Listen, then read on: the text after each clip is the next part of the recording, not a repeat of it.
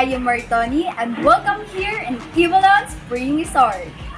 As part of our exam in risk reduction and management, we're going to interview tourism-related businesses and talks about their safety measurements implemented, policies, and so on. Ybalon Spring Resort is one of the destinations that gives a big contribution in terms of tourism in Iriga City. Aside from the cheap price, the view is breathtaking because of the magnificent Mount Azo. So what are you waiting for? Let's go! All singing low while I pop a bottle off of your chain swinging, clang clang, and it costs a lot. Bitch, I'm always at the guala, yeah, and you are not badass beat. Keep on going till you hit the spot. Whoa, I'm a big bag hunter with the bow. She got a big bed, never drop it low. Mama called me and she happy with the grow. Never ever fall for a body that's. Hello, good morning. So originally this resort is owned by Mrs. Beth Ybalon de Gansena. Am I right, ma'am? But since she's in vacation in UK, we have here Ma'am Carla, the niece of the owner. Yes, that's right. Ma'am Carla, by the way, thank you so much for giving us time to talk to you. We know that you are a busy person, but you are ready to answer some questions that we are going to ask you after this. Okay, ma'am, I'm going to ask you to the first question. One of our major subjects in tourism course in the risk reduction and management. So, ma'am, my question is, what are your implementation policy in this resort for safety and security? Our number one policy for safety, as you observe, bago kayo pumasok, kailangan nyo talagang mag-log. Isulat yung pangalan nyo sa logbook. Bago pa nagka-pandemic, pero ini-implement na talaga namin yan. Na kailangan makuha namin yung details ng customers, like yung contact numbers, yung As much as possible, makuha namin yung full name. Kasi, kung kunyari may maiwan na gamit or yung mga belongings nila, madali namin makontak sila. Ano rin ng resort yan, kumbaga, ang tawag na to, mag-reflect sa resort yan as negative, parang feedback. kailangan i-insure mo yung, so, inaano namin yung sa lifeguard na lagi naka-attend sila sa, lalo na pag may mga bata.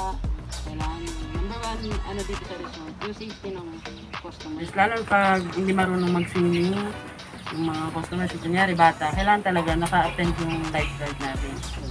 Wow, ma'am, this resort really ensures the safety and security.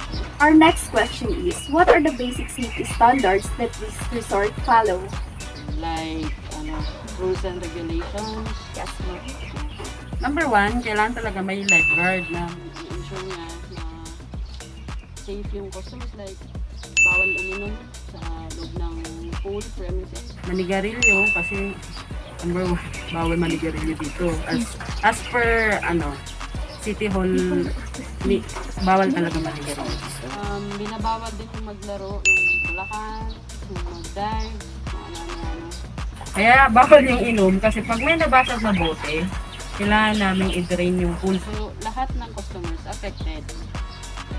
So, bawal yun. So, minsan, hindi naiintindihan yung customers yun. Parang feeling busy ka. Pero, hindi nila naiintindihan kung anong mangyayari. Thank you so much, ma'am. Indeed, this resort performed a really great job when this comes providing even basic safety standards. So our third question, ma'am, is I've heard that this resort is in 13 years old of operation. So can you give an incident that happened in this business and how you handled it? Madalas nangyari talaga yun sa mga bata, sa mga edad mo. Kaya may kami, as much as possible, may curtage sa alak. Kasi pag ang alak kasi, di ba, number one yan, nakakapag-trigger yan Ng kaguluhan. So, pag libre yung pagpasok ng alak, siyempre mas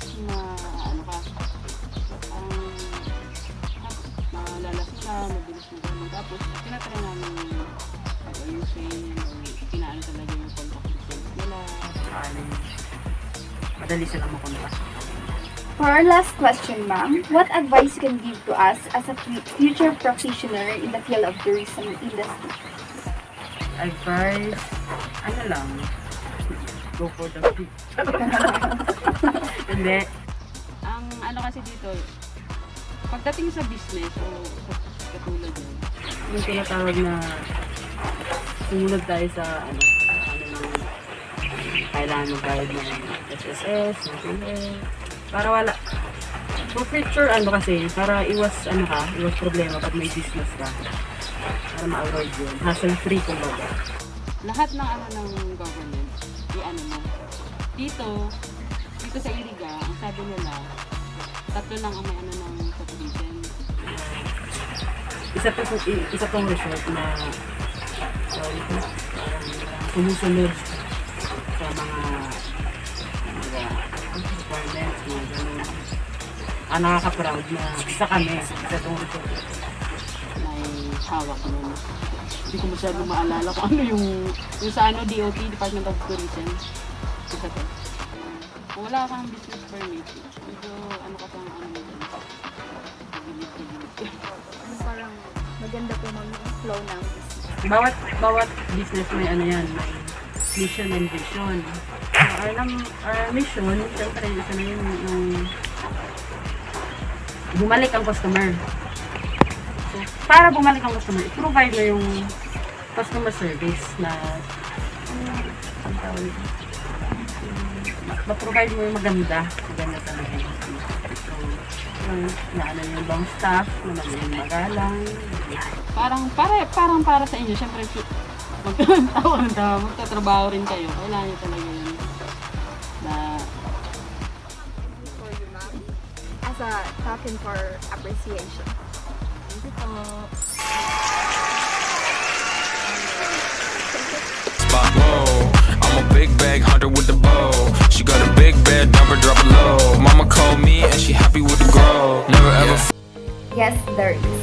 Like, for example, from the part where Ma'am Carla told us as an advice that we must secure business papers, comply with the requirements, and follow safety protocols provided by the government.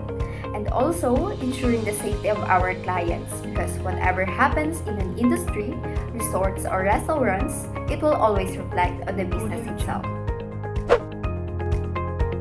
Well, this is the Ybalon Resort located here at Iriga City. It's so beautiful and clean. Ybalon Resort is one of the most venues for family bonding. They regulated proper protocols and policies for safety purposes. Aside from this, the resort has many policies in order to prevent consistencies such as no smoking. After conducting an interview, I have realized that the safety of both guests and employees are the top priority of the resort owners and managers.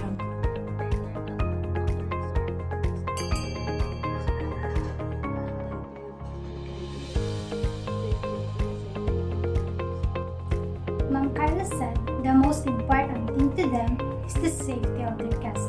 She also mentioned earlier that in order to make their guests feel comfortable, they teach their employees how to do appropriate.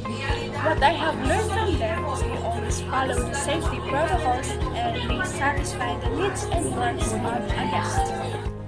Interviewing is the most challenging. I've learned a lot the rules and regulation that we must follow when we visit and resort to avoid expense of accident. When I was a kid, I also dreamed to have my own resort, honestly. And this interview really shows how importantly prioritizing the safety, not just providing a safe workplace to the staff or employees, but also ensures the safety of their guests. Because, risk has always been there. Risk has always been a partner when you operate like this business, specifically a resort. All the staffs as well are all kind and nice. And in the future, who knows, when I own my business, a resort, I will be like Muppet, because she's very kind, a responsible owner that he didn't hesitate to reply us on our email, and she welcomed us on her resort even though she's in UK. She sent a Mom Carla on behalf of her just to make this interview possible. So thank you so much, Ybalon Spring Resort, Mom Carla and Muppet. We really appreciate it. My heart really melts. Thank you so much. Balls singing low while I pop a bottle off of your chain swinging, clang clang, and it costs a lot. Bitch, I'm always at the guala, yeah, and you are not badass beat. Keep on going till you hit the spot. Whoa, I'm a big bag hunter with the bow. She got a big bed, number drop it low. Mama called me and she happy with the